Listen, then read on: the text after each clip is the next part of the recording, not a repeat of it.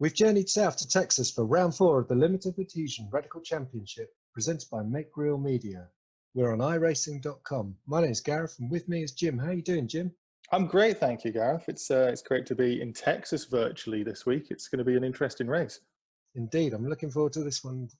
Let's have a look back at how Summit Point affected the championship then. Definitely a good race for those top 5 finishers, with our newcomer Steve Battie picking up the win. But Jim, the one I'm interested in is Gavin, despite having what looks to be a terrible result, actually got away with it. Yeah, Gavin must be counting his lucky stars after his early spin and recovery. It was really looks like it was going to be really bad for him, but in the end, he's ended up having quite a comfortable lead. He'd be happy that Battie's joined in, won the race, and stopped anybody else getting the extra points. Absolutely. So we'll definitely be looking for some redemption week for David Lyne, for Rob Miller, 2 poles on the bounce. Despite second place in Okayama, he hasn't really had any luck in the races there. Yeah, I think the big thing this week as well is to look at, we saw how strong Battie was coming in. So these newcomers to the league have really been making their mark. Yeah, I'm definitely excited by that. And also by our newcomer to the league, Mark Tranter, who races a radical in real life as well as virtually. So he should be potentially another front runner for us in this league. Down the back of the field, we've got Laurence Erin-Jenkins, the Ledge, and Gari Jones. They're both quite new to sim racing, though, obviously, so I'm expecting to see steady progress from them as we get further through the championship. So let's take a look at the track then, because we are in Texas, as we say, but we're not at the Circuit of Americas, as you'd expect. Jim, tell us about the track. Yeah, so this time we're going to Texas Motor Speedway, and similar to Charlotte, we've got an oval configuration, essentially a big long straight. So it's 1.5 miles around the oval, and with the extra infield section, which I have seen described as a bit Mickey Mouse, it's a 2.28 mile track. I don't think it's necessarily good to write the track off. It could be a really interesting and strong performance from people who can slipstream their way around the oval and then take advantage on the infield. That's a great point, actually, because they do say that the best opportunities for overtaking is a hairpin onto a long straight onto a hairpin, and that's exactly what we've got here. So let's take a look at the qualifying results then. And Jim, you can run us through that. Yeah, so we've got Rob Miller, who you'd expect after his strong qualifying performances. He actually got ousted this week, with Gavin Kelly having an amazing qualifying run. He ended up getting into the 1:13s with a 1:13.779. After Gavin, we've got David Lyne, who got a 1:14.4, so 7 tenths down. And then Jim Kimberley with a very strong performance. He's a second down from Kelly. However, he ended up with a 1:14.7. And then strong qualifier Rob Miller ends with a 1:15.2, starting in 4th place. Burnett gets a 1:15.5 and gets 5th place. And then we've got Hankin on a 1:15.9. He starts in 6th. Paul Dixon at 1:15.9, just shy of Hankin in the 7th place. And then Gari Jones alongside Dixon over 1:17.3, with Laurence Erin-Jenkins, the Ledge, on a 1:17.5, just shy of Jones. Then we've got the final 3 cars who may be having a bit of a tactical moment to try and get away from the carnage that could be at turn 1, with Tranter coming in on his first race in 10th place, Steve Battie coming in 11th, and Gareth Winslade on 12th place. So now we can take a look at the pole lap by Gavin Kelly. So we take quite a long run up, obviously, with the oval. So Gavin's got into 251 kilometers per hour. And you see that radical really just sticking to the oval on this long banked left-hander, keeping it nice and tight on the inside line, and then going for his brake marker on the right, taking the apex, very nice line through there, uses a lot of the runoff at the side, braking into turn 2 again, keeping it nice and tight. He avoids a curve, runs out wide again, and then this chicane you want to try and take flat. Does he take it?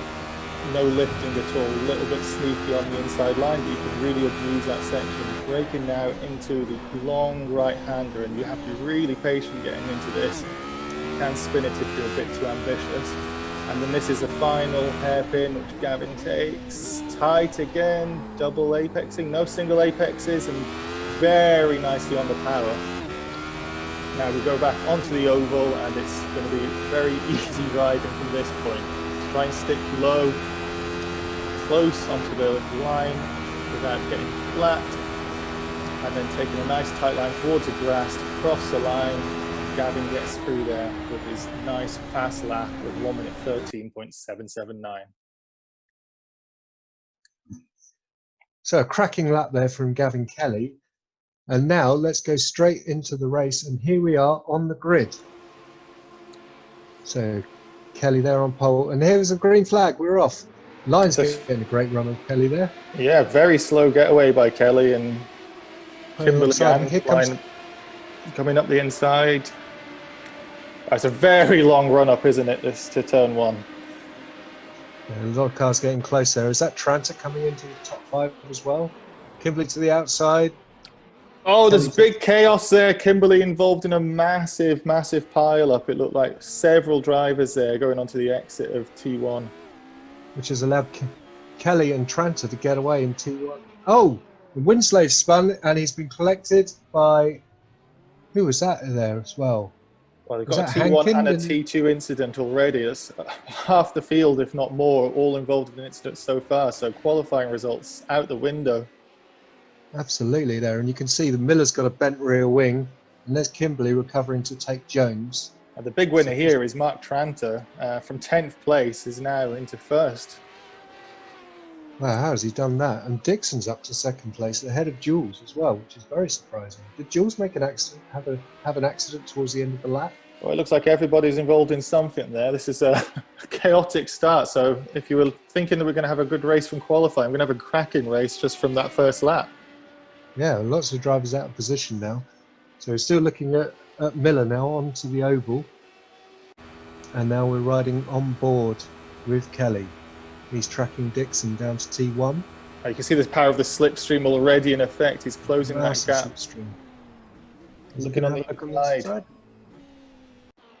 Oh, he thinks better of it, and I think that's probably the best thing to do there. He's a bit too far back for a lunge. But you can already see the impact of getting a bit too ambitious into turn one can have. So Kelly playing it safe and avoiding any further incidents.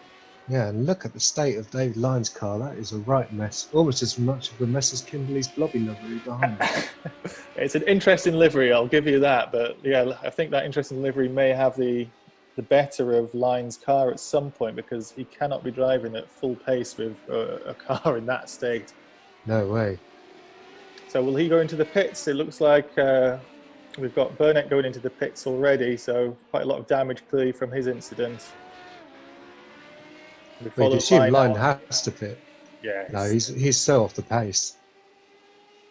Well, we've got Kimberley and Miller both looking into this now, and Miller with a double slipstream from the cars. So is Lyne going slow because of the slipstream, or is he carrying damage?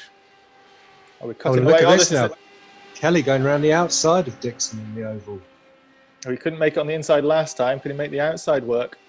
Always done a switch back there from the outside to the inside into T1, and I think Dixon's just outbraked himself. He's managed to get into the corner.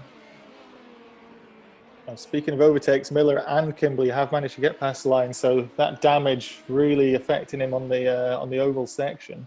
And Lyne stayed out. That surprises me.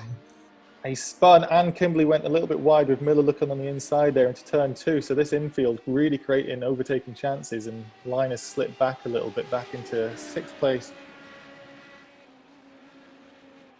Surely he's got a pit at the end of this lap, though.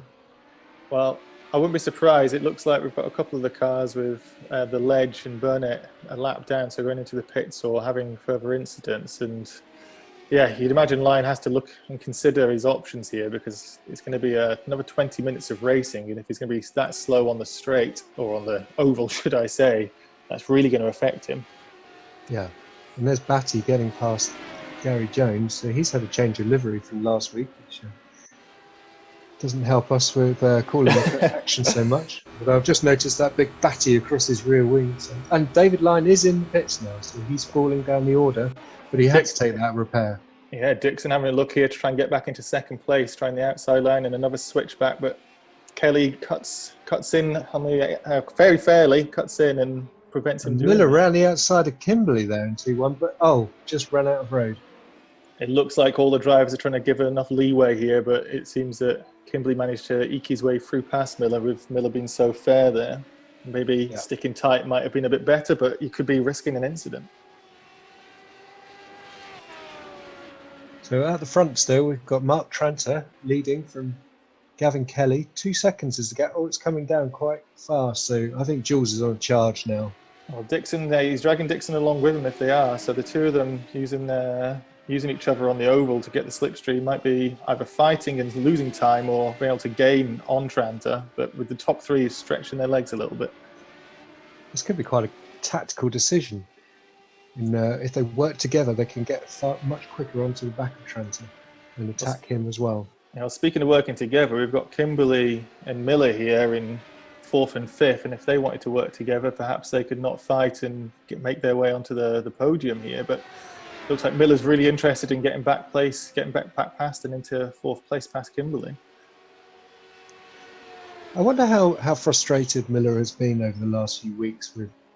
If we think back to Charlotte, he got disqualified for not pitting for repairs, and in Nakayama he got taken out by Hankin, but then putting him. Oh! It's been there for Kimberley. He's just lost it on the inside of that, and Miller doesn't have to think about doing anything else. He's keeping it clean this race after his turn 1 incident.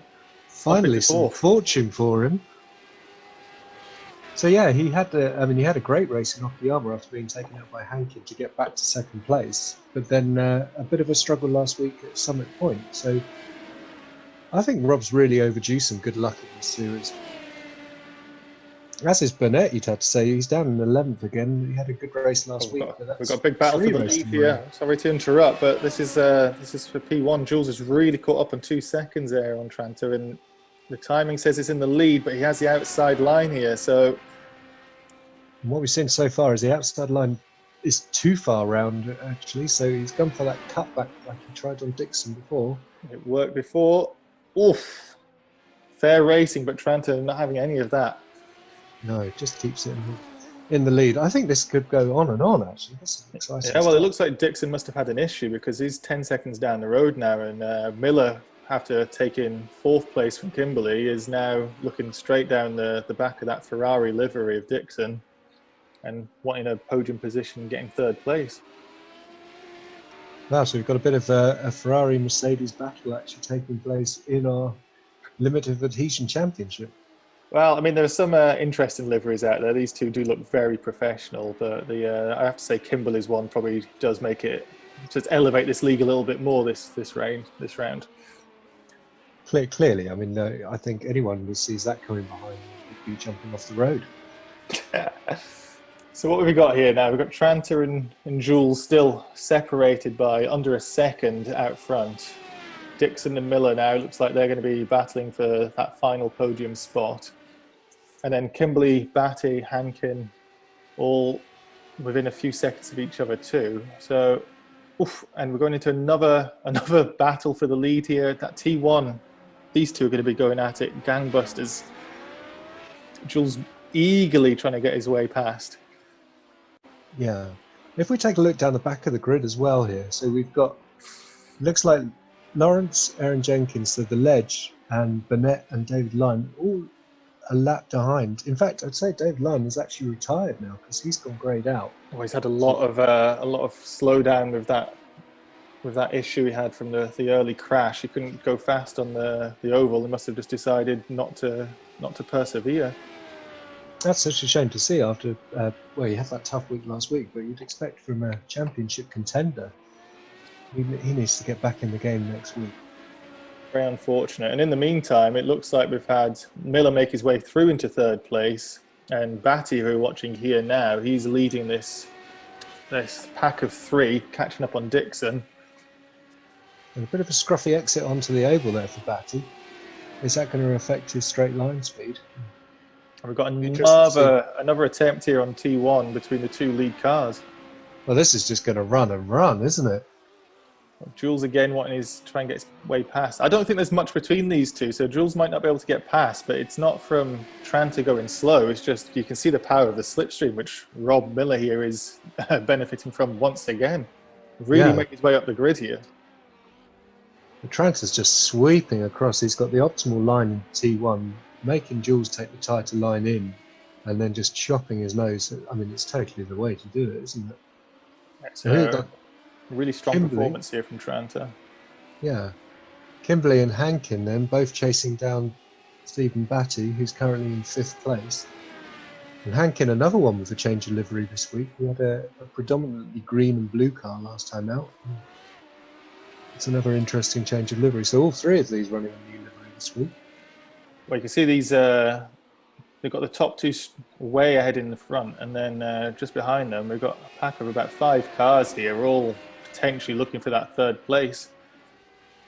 And if we keep seeing these 2 really going at it, if they take each other out, any of those ones from 3rd place onwards could be looking at a victory here. Yeah, which is that's could be a hugely exciting development. But horses a different line now. Yeah, Jools taken to the outside this time, but again, Tranter was able to hold it on the brakes and get into T1 ahead. Now Miller is behind Dixon here again, so these 2 are also really going at it, but swapping places a bit more. Look how close Hankin was to Kimberley there into T1. Really having a sniff then, wasn't he? These 3 are really close together now. We've got Battie, Kimberley and Hankin really going at it just as close as Tranter and Jools are. So it's all key on this, how much power you can get down onto this hairpin onto the final oval. Yeah, you need a good clean exit and run it out to that outside wall. Try not to take one of the stars off with your paint. And of course, the biggest benefit, apart from having a solid exit, is to have a slipstream. And Tranter out in front just doesn't benefit from that. So it's either to let Jools past and hopefully stay in the slipstream, or just keep him behind and force him to go a long way around T1.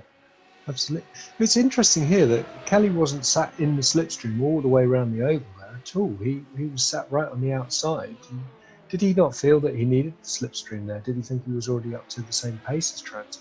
Well, it looks like he's thrown everything at it, so potentially he just wants to try something different. He's clearly can lose a bit of time maybe in the infield, but he's going to catch it all back up. And now look at this. There's cars everywhere. 4 cars, 3 into T1 there.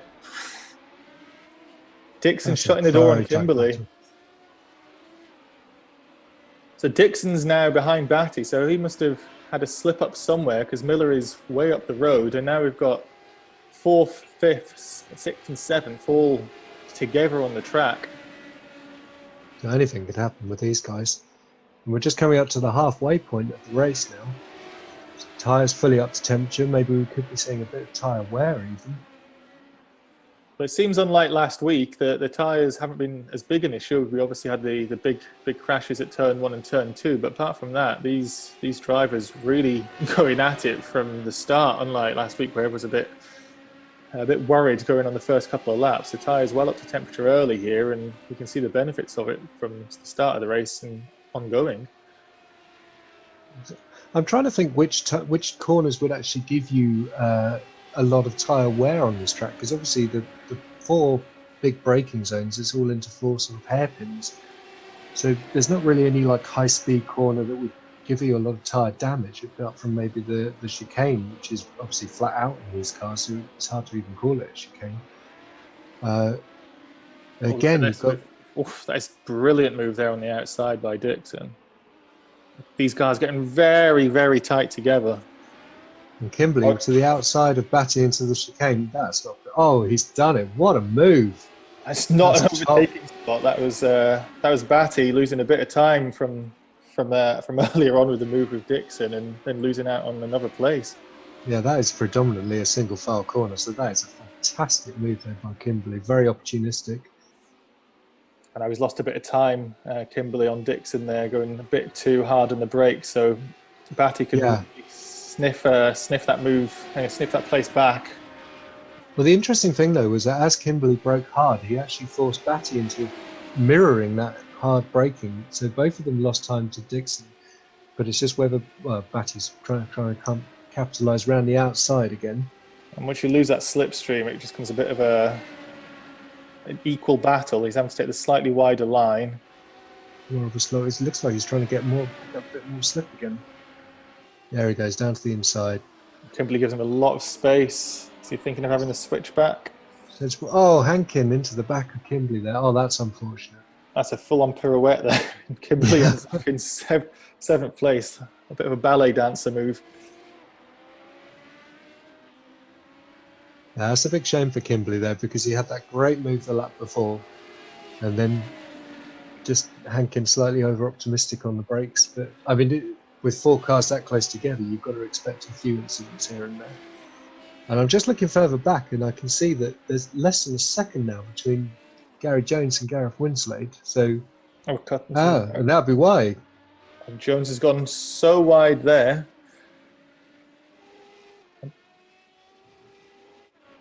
So I believe Gari Jones must have had a spin before and then a second run wide there, because the gap was a bit bigger and that came down a lot very rapidly.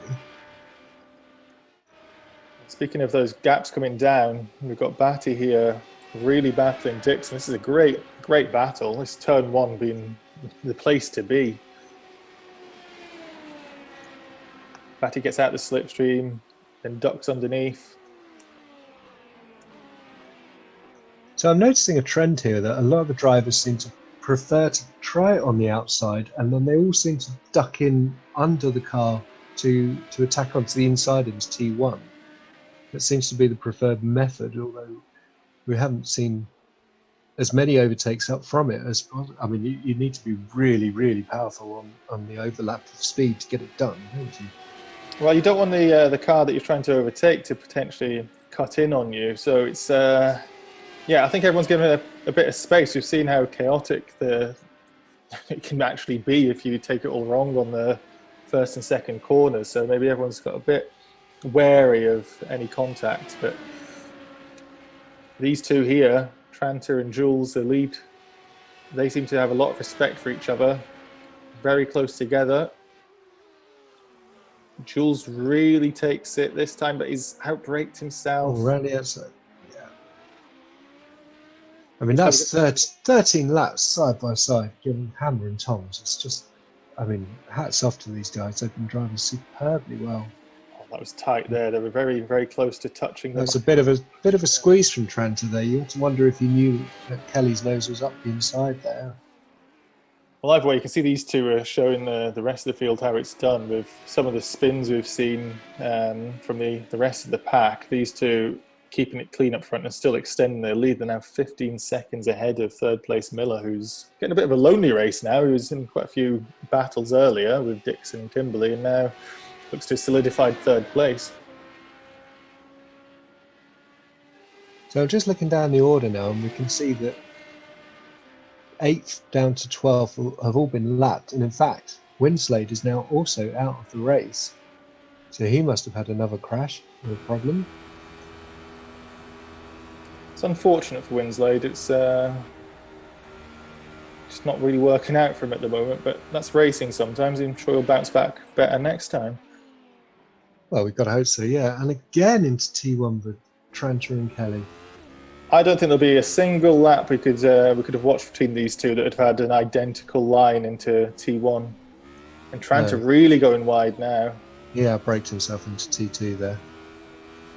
It's funny that the official track map counts like 2 or 3 corners on the oval before you even get to that first hairpin. But our guys just T1, that's the hairpin. T2, that's the next hairpin. 2 or 3, that's the next braking zone. Yeah, we're talking about the oval correctly. Yeah. There's one big left-hander. It's just a big curly straight. Yeah. And we've got Battie pressuring Dixon again. So this is the final 2 corners on the infield section. Coming up to the hairpin onto the oval again.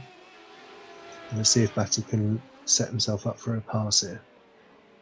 It looks like we're going a bit Noah's Ark here. We've got Tranter and Jools out front, Rob by himself. But after that, we've got Dixon and Battie battling for 4th place, and Hankin and Kimberley after their contact, only a few tenths apart now for 6th and 7th.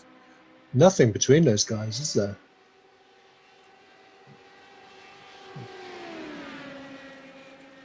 Once again, this slipstream, they seem to get out of it, duck back in before you go into, well, a corner of sorts. Oh, Battie really held it low there. That's good. Can you get the braking done? Oh, interesting line that Dixon's been taking throughout He this wants to race. really, he wants a really late apex it and come back, but if Battie's there already, you can't really switch back too easily. Speaking of switching back, Hankin and Kimberley. So this is what the drivers are called T2. Kimberley kind of going around the outside there and takes a position. Gets the job done. I can barely see Hankin there with that camo type livery. It's the first time I've actually been able to actually make out what the car looked like. It's an interesting choice there. Well, when he's on the grass, you wouldn't know he was there, would you? True. Maybe that's the plan. You just sneak across the grass and pile into you in the corner. And these two still at it. We've got Dixon and Battie once again on the oval, separated by about a piece of paper. The last time we saw them, Battie was ahead of Dixon. So where did Dixon get behind? Really close racing here. Yeah. But this time he clearly had a better run onto the oval there. Just Dixon had no answer to that. It's just whether he can pull off his late apex move to get the run to T2 here. Yeah, really. Like you see how much speed he's trying to carry on the exit, but with Battie there, he has to just pull out of it slightly and hope for the best into the second corner. Yeah. 4 minutes to go now, and 16 laps completed for the leaders. They're coming up to complete that lap now. Well, I find it interesting here what we're going to do when they cross the line. So the slipstream's obviously powerful, but I mean, it could be that Jools ends up taking it on the line, which is just about here. If he's able to carry that, you can see how close they get. That was the line just there. That if he could maybe get it on the line by having a really solid exit out, or maybe just taking the position outright, it could be a coin toss between these two. Yes, and Tranter would have to be very tight to the inside to stop that move happening, because as we've seen before, if you try and take the long road round, it's very difficult to get the pass completed. Battie and Dixon are really, this is essentially just as tight as we've got Jools and Tranter's race out front. Side by side, but so many laps. These guys are doing some top draw racing, I've got to say. Almost looks like a instant replay there with Dixon cutting in again. And Tranter into the final corner. He's dropped it. And wow, I did not see that come in. That's that wasn't the expected way for Jools to get past into first there. That's disappointing to see for the racing perspective, but Jools will be delighted to have got past cleanly from his point of view, and Tranter will be kicking himself after having the lead for so long in this race. Now, can Tranter take the fight to Jools the way that Jools was taking it to Tranter? We've got 2 minutes left. And, plenty of, that's what, another 2 laps, I guess. So plenty of time to come back at Jools. The gap's 1.7. How much of a slipstream do you think he can get? Would you take? Would you get seconds behind? You can gain quite a lot there. And we're seeing it on board with Kimberley here. He's taking a bit, and it's just noted that Hankin must have had an issue. He's way behind now. It's 54 seconds behind the lead, and he was just tied up behind Kimberley. And Battie's also extended his pace on Dixon, so Dixon might have had a problem, and Kimberley could be taking advantage. That's a good observation there, Jim.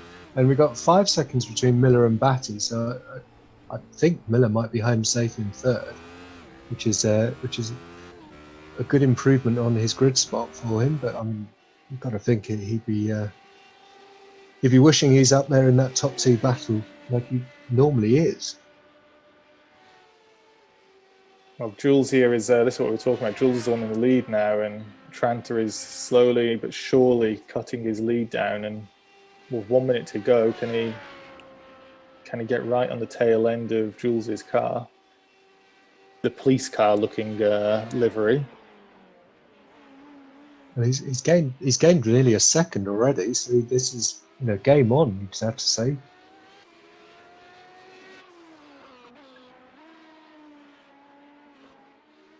Oh, yeah, don't go anywhere, guys. This could, yeah, we've got less than 1 second behind the lead, between the lead two. So this really could go down to the wire. Less than a second between Dixon and Kimberley. So could we see a final move for 5th and 6th places? It's a very tight race up and down the field. This has been great. Yeah, I'd say this has probably been the best week for side-by-side and on-track battles that we've had so far. Well, Jools had a solid exit there on that final hairpin. He's at the ledge up ahead of him, so he's picking up a slipstream off the ledge. Oh, that could be just what he needs now. That's exactly what he'd want.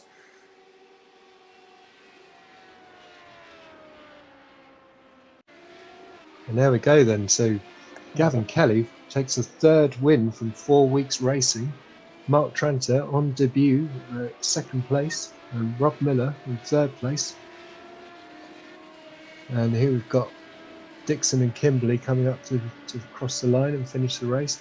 Steve Battie is in 4th place. Dixon's going to hold this off just. It might be another couple of laps and Kimberley could have had him, but Dixon's strong enough to claim 5th. Yeah. And so our final finisher on the lead lap will be Tony Hankin in 7th place, with Gari Jones in 8th place, 9th for William Burnett, 10th for Laurence Erin-Jenkins, the last finisher on the road, with Gareth Winslade and David Lyne both retiring from the race. Great performance there from the lead, well, from everybody really for some of the racing there. It was I don't think any malicious problems or anything with some of the contact. It's been very tight, and I mean that's just racing. Unfortunate for Tranter to spin, but I think everybody's had a spin or an incident at some point in that race. It was just yeah, non-stop, wasn't it? Oh, it was certainly a frantic race. I can't believe how fast the 25 minutes went past. Yeah, you'd have to say that Tranter's solid debut, and Steve Battie's 2nd race in the league to pick up a 4th place. He's done incredibly well, so he's got to be a factor for the championship going forwards. Speaking of the championship, let's have a look at the standings after that race. Gavin Kelly extending his lead now to 81 points ahead of Tony Hankin with 41 points, and Miller in 3rd is tying Hankin with 41. Then we've got Stephen Battie and David Lyne tying on 37 points. Jim Kimberley in 6th place on 30 points. And then William Burnett and Gareth Winslade tied on 28 points in 7th and 8th places. Paul Dixon in 9th, 21 points. Gari Jones, 10th, 20 points. Mark Tranter, 1 race, 18 points. So you're expecting him to fly up the league in the next few races. And at the back, Laurence Erin-Jenkins, the ledge, is on 17 points. Well, that was a cracking race, and really looking forward to next week, where we'll be at Lyne Rock. A very different track to this one, Jim. Yeah, it's well, anything's different from an oval when you get onto something that resembles a bit more of a racetrack. It's going to be very high speed, but it's interesting when you look at them go around the track there. It's not exactly always full throttle, and these radicals they're a bit quick on such a short track. So it's going to be really interesting for the race. I'm interested, I'm very curious to see how a race unfolds there. The qualifying should be tight. Everyone's getting very quick times, what we've seen from their practice already. And yeah, the race could be another cracker. It's been quite a few decent races so far in this league, and I look forward to the next one. Yeah, me too. So from myself, Gareth, and from Jim, this is the Limited Adhesion Radical Championship, and we'll see you at Lyne Rock next week.